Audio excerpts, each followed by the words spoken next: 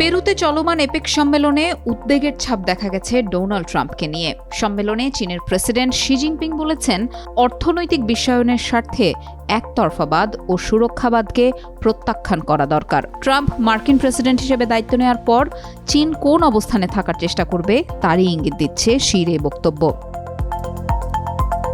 চীন থেকে পণ্য আমদানিতে 60% বেশি শুল্ক আরোপের অঙ্গীকার করছেন ডোনাল্ড ট্রাম্প। তবে বেইজিং ও চীনা কোম্পানিগুলোর আশা, ট্রাম্পের বাণিজ্যিক সুরক্ষা নীতিগুলো ইউরোপ ও এশিয়া অঞ্চলে মার্কিন মিত্রদের মধ্যেও বিরক্তি তৈরি করবে। এতে চীন বিশ্বজুড়ে নিজেদের প্রভাব বাড়ানোর পাশাপাশি বাণিজ্যিক সম্পর্ক উন্নয়নেরও ভালো সুযোগ পাবে।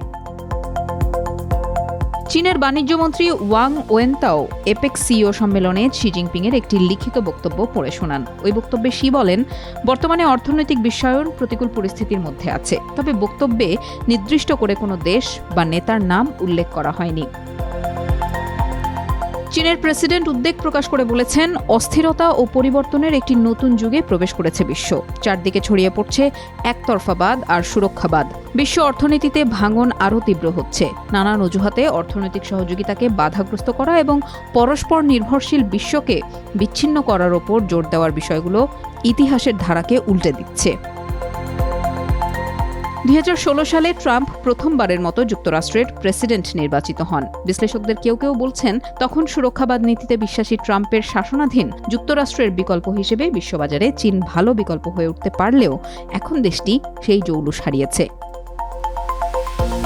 ন্যাশনাল ইউনিভার্সিটি অব সিঙ্গাপুরের রাষ্ট্রবিজ্ঞানী জাইয়াং চং বলেন, বর্তমান পরিস্থিতি 2016 সালের মতো নয়। শিল্প খাতে চীনের রাষ্ট্রীয় ভর্তুকি এবং এর ফলে দেশটির চাহিদার তুলনায় অতিরিক্ত উৎপাদন সক্ষমতা কিভাবে অন্যান্য দেশের অর্থনীতির ওপর নেতিবাচক প্রভাব ফেলবে সেটিই এখন আন্তর্জাতিক সম্প্রদায়ের কাছে বড় উদ্বেগের বিষয়। জাইয়াং চং মনে করেন, যুক্তরাষ্ট্র যতটা সুরক্ষাবাদী, চীনও ততটাই সুরক্ষাবাদী, তবে দেশটির অর্থনীতি আগের চেয়ে অনেক কম উন্মুক্ত।